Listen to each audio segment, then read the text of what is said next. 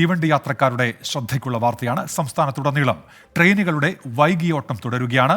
റെയിൽപാത നവീകരണത്തിന്റെ ഭാഗമായി ഏർപ്പെടുത്തിയ നിയന്ത്രണം ഈ മാസം അവസാനം വരെ ഉണ്ടാകും. കനത്ത ചൂടിൽ ഒറ്റപ്പെട്ട ഇടങ്ങളിൽ ട്രെയിൻ പിടിച്ചിടുന്നത് യാത്രക്കാരെ ചില്ലറയൊന്നുമല്ല വലയ്ക്കുന്നത്. ലക്ഷ്യസ്ഥാനത്ത് വേഗത്തിലെത്താനും സുഖയാത്രയ്ക്കും വേണ്ടിയിട്ടാണ് ട്രെയിൻ സർവീസുകളെ യാത്രക്കാർ ആശ്രയിക്കുന്നത്. എന്നാൽ വിവിധയിടങ്ങളിൽ വിവിധ കാരണങ്ങളാൽ ട്രെയിനുകൾ പിടിച്ചിടുന്നത് പതിവാകുകയാണ്.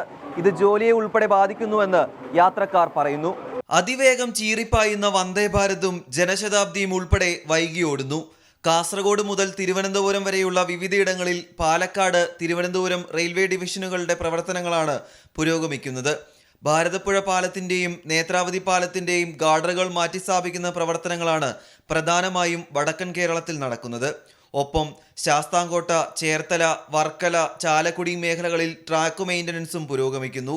ദീർഘദൂര ട്രെയിനുകൾ 1 മണിക്കൂർ മുതൽ 4 മണിക്കൂർ വരെയാണ് വൈകുന്നതും പിടിച്ചിടുന്നതും. ഓരോരുത്തർ നമ്മൾ ഒരു ടൈം വെച്ചിട്ടാണ് ഈ ടൈമിൽ വണ്ടി ഇവിടെ എത്തും എന്ന് വിചാരിച്ചിട്ടാണ് നമ്മൾ പ്രോഗ്രാം ഫിക്സ് ചെയ്ത് വരുന്നത്.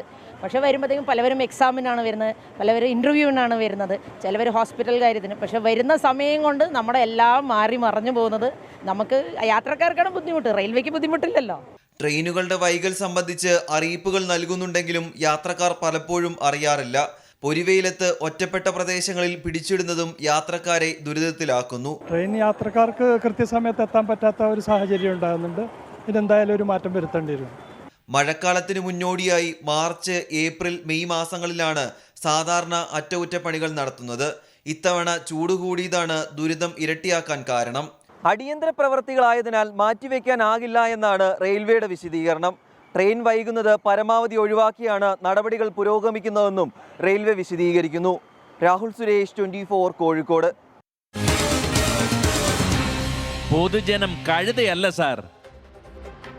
ഇങ്ങനെ മണിക്കൂറുകളോളം ട്രെയിനുകൾ പിടിച്ചിടുന്ന ഈ സമയം കൂടി ഓർക്കണം. പെരും ചൂട് കാലമാണ്. ഈ കാലത്താണ് 1 മണിക്കൂർ മുതൽ 4 മണിക്കൂർ വരെ ട്രെയിനുകൾ വൈകി ഓടുന്ന സാഹചര്യമുള്ളത്. ഒറ്റപ്പെട്ട ഇടങ്ങളിലാണ് ട്രെയിനുകൾ പിടിച്ചിടുന്നത്. കൃത്യമായി കുടിവെള്ളം പോലും ലഭ്യമാകുന്നില്ല എന്നുള്ള പരാതിയുമുണ്ട്. ദൈനംദിന യാത്രകൾക്ക് ട്രെയിനുകളെ ആശ്രയിക്കുന്നവർക്കും ഈ വൈകിയോട്ടം തിരിച്ചടിയാണ്. യാത്രക്കാരുടെ പ്രതികരണങ്ങളിലേക്ക്. അത് ഞങ്ങളെ ജോലി കാര്യമായി ബാധിക്കുന്നുണ്ട്.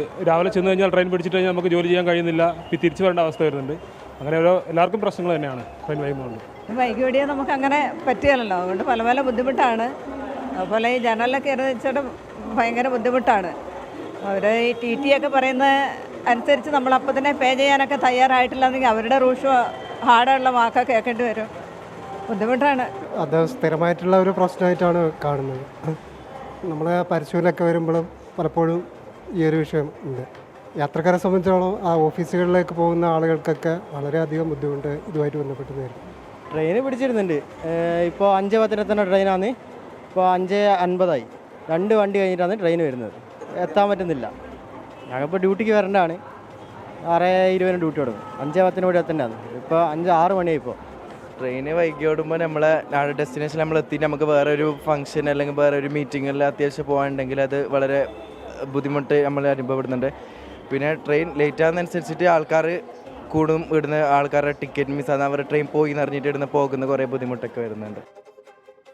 അപ്പോൾ അത് യാത്രക്കാരെ ദുരിതത്തിലാക്കുന്ന ഒരു തീരുമാനമാണ്. അത് ഈ മാസം അവസാനം വരെ തുടരുമെന്നുള്ളത് ട്രെയിൻ യാത്രയ്ക്കൊരുങ്ങുന്നവർ ശ്രദ്ധിക്കുമല്ലോ. കൊല്ലത്ത് നല്ല ചൂടാണ് എന്ന് അൽക്ക അനിൽ പറയുന്നുണ്ട്. പാലക്കാട് മാത്രം അവധി നൽകിയതിലുള്ള പ്രതിഷേധമാണ് ചൂണ്ടിക്കാണിക്കുന്നത് എന്നാണ് മനസ്സിലാക്കാൻ കഴിയുന്നത്.